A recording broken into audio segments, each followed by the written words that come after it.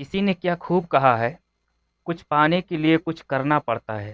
सफलता यूं ही नहीं मिलती मेरे दोस्त, अपनी ही हाथों के लकीरों से नहीं बल्कि हौसलों से लड़ना पड़ता है।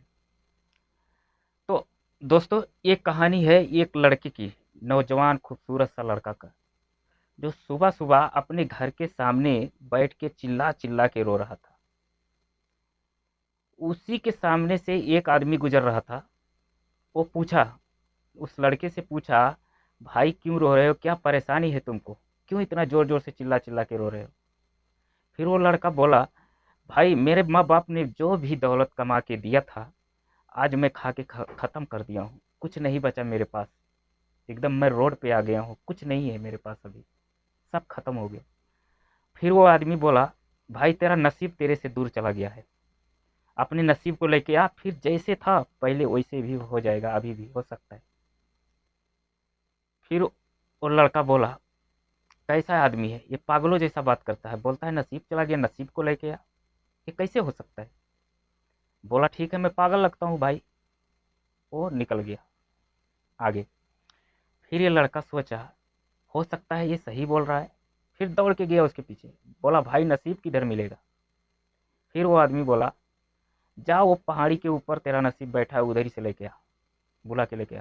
वो इतना सुन के वो लड़का सीधा सफर पे निकल गया नसीब ढूंढने के लिए। जाते जाते उसको एक शेर मिला रास्ता में। जो शेर बीमार था, जब वो शेर को ये लड़का देखा तो लड़का भागने लगा डर से। बोला शेर हमें खा जाएगा। फिर वो शेर कहने लगा, भाई तुम भागो नहीं, मैं बीमार हूँ, मैं बहुत दिन से बीमार हूँ, मैं शिकार नहीं कर पाता हूँ आजकल, आजकल भूखा हूँ मैं 2-4 दिन से, जब से बीमार हूँ, जब से भूखा हूँ मैं तुम्हारा भी शिकार नहीं कर पाऊंगा ना करूंगा, मेरे पास आओ, क्या बात है। फिर वो लड़का बोला, मेरा नसीब मेरे से दूर चला गया, वो पहाड़ी पे है, मैं उसको लेने के लिए जा रहा हूँ। बोलता ठीक है भाई, जब तुम्हारा नसीब तुमको मिल जाएगा तो मेरा एक सवाल करना उससे, कि ये मेरा बीमारी कब ठीक होएगा। अगर ये बीमारी कब ठीक होएगा इसका सवाल का जवाब तुम लेके आते हो तो मैं तुम्हें इनाम दूंगा। वो लड़का बोला ठीक है, मैं तुम्हारा सवाल का जवाब लाने का कोशिश करूंगा। इतना बोल के वो आगे निकला। जाते जाते उसको भूख लग गया रास्ता में। फिर उसको एक फल का बगीचा दिखाई दिया, और बगीचे के ठीक सामने एक झरना दिखाई दिया। बोला ठीक है, अभी इसमें में से फल तोड़ के खा लेते हैं, फिर आगे बढ़ते हैं। वो गया झरने में, हाथ पांव धोया, फिर जाके एक फल तोड़ा और खाना स्टार्ट किया। जैसे खाया उसको इतना कड़वा लगा कि वो फेंक दिया। उसी टाइम बगीचे का मालिक भी आ गया उधर। बोला भाई, तुम्हारे बगीचे का जो फल है देखने में तो बहुत सुंदर है, लेकिन ये खाने में बहुत कड़वे है, ऐसा क्यों। बगीचे का मालिक बोला, भाई हमको भी नहीं पता ये क्या माजरा है इसके अंदर, देखने में तो बहुत खूबसूरत है लेकिन खाने में बहुत कड़वे हैं। बोला वैसे तो तुम जा किधर रहे हो। बोलता है मेरा नसीब वो पहाड़ी के ऊपर है, मैं अपना नसीब के लेने के लिए जा रहा हूँ। बोलता ठीक है भाई, जाते जाते अपने नसीब से ये कहना कि मेरे बगीचे का फल इतना कड़वे क्यों है, ये मीठा कब होएगा। बोला ठीक है, अगर इसका सवाल का जवाब लेके आओगे मैं तुम्हें इनाम दूंगा। वो भी ऐसे बोला। बोलता ठीक है बोल के आगे निकला। जाते जाते उसको एक बड़ा सा महल दिखाई दिया। वो महल के अंदर एक खूबसूरत सी ब्यूटीफुल लड़की रहती थी, अकेली बिल्कुल। लेकिन वो हमेशा उदास रहती थी, उसके जिंदगी में सुख और चैन नहीं रहता था। धन दौलत महल सब कुछ होते हुए उसके चैन सुकून उसके पास में नहीं था। वो बिल्कुल उदास रहती थी हमेशा। तो वो लड़की से जब मुलाकात हुई तो वो लड़की भी यही सवाल किया, किधर जा रहे हो। बोला नसीब को लेने जा रहा हूँ। बोलता ठीक है, जब तुम्हारा नसीब तुमको मिलेगा तो वो नसीब से पूछना कि मैं इतना उदास क्यों रहती हूँ, इतना धन दौलत होते हुए फिर भी मैं उदास रहती हूँ, क्या कारण है इसका। ये पूछ के आना, तब मैं तुमको इनाम दूंगा। ये भी सुन के ठीक है बोल के वो लड़का आगे निकला। जाते जाते उसको पहाड़ी पे एक बुढ़ा मिला। वो सोचा मुमकिन ये यही है मेरा नसीब, और वो बुढ़े गुस्से में था। वो बुढ़ा से पूछा, बाबा तुम ही नसीब हो। वो बुढ़ा गुस्से में था, बोला हाँ मैं ही नसीब हूँ। फिर बोला तुम मुझसे दूर क्यों चले आए, चलो मेरे साथ चलो, मेरा धन दौलत सब खत्म हो गया, जब से तुम आए हो, जब से मेरा सब मैं बर्बाद हो गया हूँ। बोलता है, वो बुढ़ा बोला चलो तुम जाओ, मैं तुम्हारे पीछे आ रहा हूँ। बोलता है ठीक है, आना जरूर। बोलता है हाँ हाँ मैं आ रहा हूँ, तुम चलो ना। इतना सुन के वो लड़का निकल गया उधर, और सबका सवाल का जवाब भी लाया, वो लड़की का, वो फल वाले का और वो शेर का। सबका सवाल का जवाब देते देते वो शेर के पास पहुंचा वापस। शेर पूछने लगा क्या हुआ रास्ते में, कैसे कैसे सफ़र, अच्छा रहा कि नहीं रहा। सब हालचाल पूछा।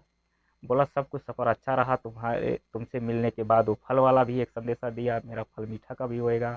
फिर आगे जाने के बाद ये वो लड़की मिली, वो भी बोली मेरा सुख शांति नहीं है मेरे ज़िंदगी में, क्या कारण है इसका। बोला सबका जवाब लाए हो। बोला हाँ लाया हूँ। बोला क्या हुआ। बोला नसीब बोला है वो लड़की का कि जाके वो लड़की से बोलो वो शादी कर ले, तब जाके उसके ज़िंदगी में चैन सुकून आ जाएगा। बोला तो तुम उसका संदेशा दिए। बोला हाँ दिए। बोला वो लड़की क्या बोली। वो बोली मुझसे प्रपोज किया।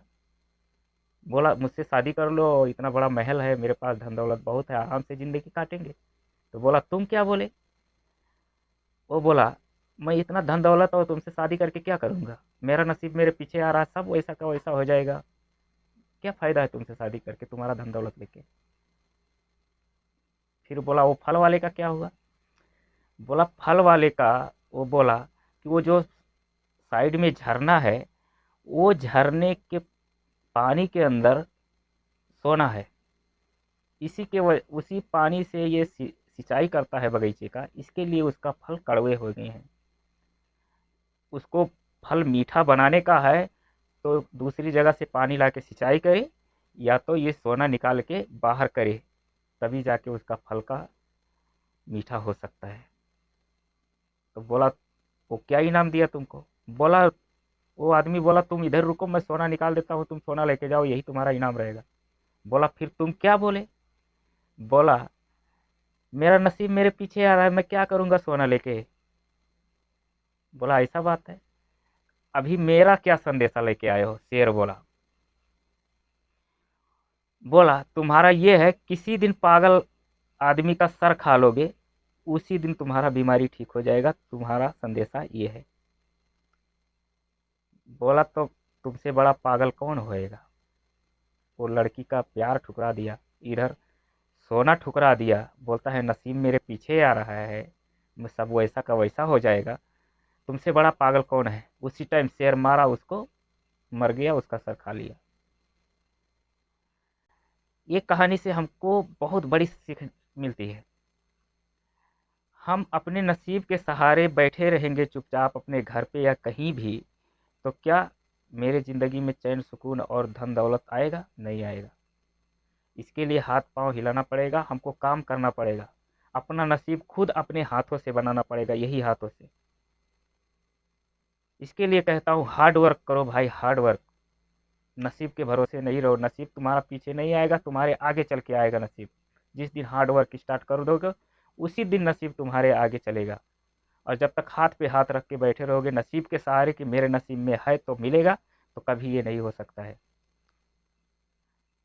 तो भाई कहानी होती है इसी पे समाप्त। फिर मिलते हैं अगले वीडियो में। अगर वीडियो अच्छा लगे तो लाइक कीजिए, सब्सक्राइब कीजिए, और हाँ, अपने दोस्तों के साथ शेयर ज़रूर कीजिए। तो चलते, हंसते रहिए, मुस्कुराते रहिए और देखते रहिए हमारा यूट्यूब चैनल कपिल वस्तु लाइफ कोच।